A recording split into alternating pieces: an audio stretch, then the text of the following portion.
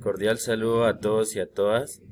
Mi nombre es Alexander Moncue, del CEAD Popayán, haciendo parte del curso de microbiología en esta tarea 2, que es distinguir el metabolismo microbiano como base de interacción suelo, microorganismos y plantas. Entonces, para esto pues estaremos respondiendo los interrogantes. Primero, ¿de dónde procede el aporte más importante del dióxido de carbono a la atmósfera? Entonces, para este caso, pues tenemos una que es por el tema de la materia orgánica, y otra también, pues, que es más debido a la actividad humana, ¿no? Que ha aportado, pues, a la generación del dióxido de carbono, como podemos ver dentro de la imagen, en todo el tema de la deforestación y la quema de combustibles. Tenemos la siguiente pregunta, donde dice: completa el siguiente enunciado del ciclo de redox del carbono. Comienza con la fijación fotosintética del dióxido de carbono dirigida por la luz, ¿no? Entonces ahí está lo que se hace un poco el complemento. El ciclo de redox de carbono, la fijación por la energía de la luz. Para ello pues es importante pues conocer la fórmula o esta ecuación, ¿no? Entonces el dióxido de carbono más H2O es igual a CH2O más oxígeno. En este caso pues el CH2O representa la materia orgánica, ¿no? En nivel de oxidación. Ahí es donde pues se pudo evidenciar dentro del libro de Maigán 2015. El otro interrogante que dice: ¿mediante qué tipo de respiración se produce el dióxido de carbono de origen microbiano?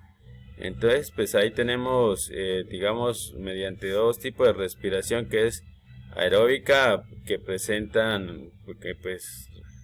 necesitan presencia de oxígeno, y la respiración anaeróbica, pues que pues obviamente no cuentan con este elemento que es el oxígeno, o digámoslo así, hay ausencia de oxígeno.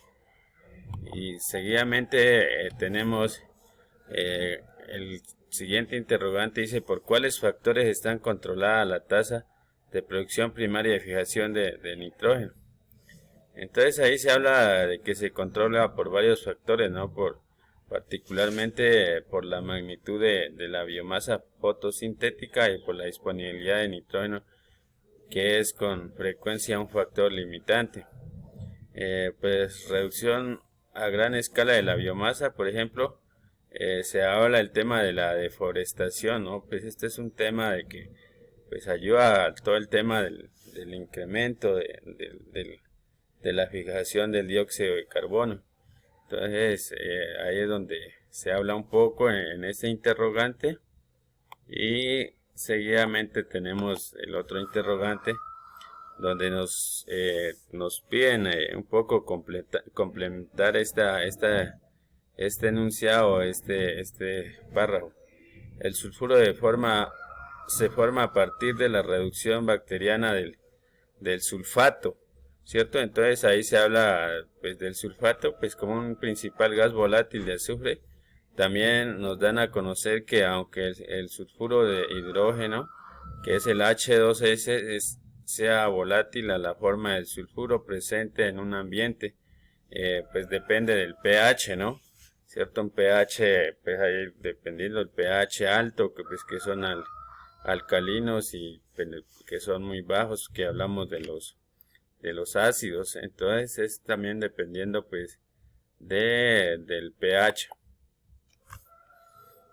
¿Qué tipo de bacterias utilizan compuesto inorgánico como fuente de energía?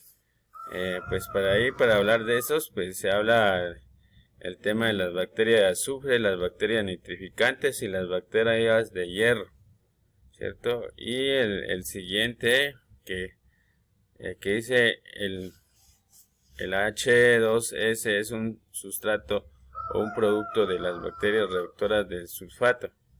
Entonces pues ahí, de acuerdo a la lectura, lo que se puede evidenciar es un sustrato de las bacterias reductoras del sulfato, ya que la bacteria cuyo nombre es quimiolitótrofas, en donde dan sustrato en el proceso final de electrones.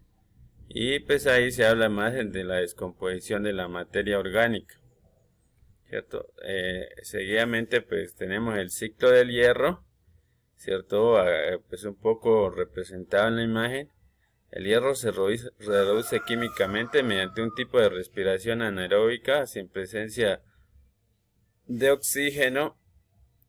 Y también se dice que en la naturaleza o en la tierra el hierro se recicla principalmente entre las formas ferrosa y férrica, ¿cierto? Ahí lo que pues se pudo evidenciar. Tenemos la pregunta, ¿no? ¿A qué se debe que para muchos organismos los fosfonatos sean una fuente de fósforo poco utilizable? Bueno, ahí se habla pues, que pues, los fosfonatos son una fuente de fósforo pues menos utilizable que el HPO42, debido a que pues las enzimas necesitan las enzimas que necesitan para degradarlos pues digamos no se cuentan, ¿no? Los organismos que carecen de estas enzimas pueden estar limitados por el fósforo, incluso pues cuando hay suficiente cantidad de este elemento bajo forma de fosfonatos, ¿cierto? Entonces ahí lo que nos dan a conocer en cuanto a este interrogante. Y seguidamente tenemos cuáles son los principales reservorios del calcio. Pues de ahí se habla un poco de las rocas calcáreas y el mar, ¿no? Donde pues se puede encontrar ese elemento del calcio. Y también la forma principal del nitrógeno en la Tierra es el nitrógeno. Debido al triple enlace entre los dos átomos de nitrógeno, solo pueden ser usados como fuente de nitrógeno. Entonces, para ser utilizados en el crecimiento, eso debe ser primero pues el proceso de reducción, y luego pues el de fijación, que se entiende como el tema de la combinación en la forma de iones, pues que está ahí el NH4 o nitrato, que es el NO3. Pues todo este proceso que se habla aquí a través del cual esos microorganismos reducen el nitrógeno hasta una forma pues ya que sea reutilizable, pues es de ahí donde se viene a hablar todo el tema del proceso importante, que es el tema de la fijación biológica del nitrógeno, con las siglas FBN, ¿cierto? Entonces es importante resaltar ese proceso. Aquí donde nos piden completar el tema con este párrafo de la fijación de nitrógeno, pues los microorganismos pueden requerir o no formar relaciones de cooperación. En otras palabras, se puede interpretar que pues ahí se puede hablar de la fijación del nitrógeno de manera libre, ¿no? Pues digamos así, bacterias que son independientes, o también hay bacterias que se asocian o que forman grupos. Entonces un poco pues dar a conocer este interrogante. Ya en la siguiente pregunta de los siguientes procesos, ¿cuáles originan pérdidas significativas del nitrógeno fijado en la biosfera y resultan ser procesos perjudiciales para la agricultura?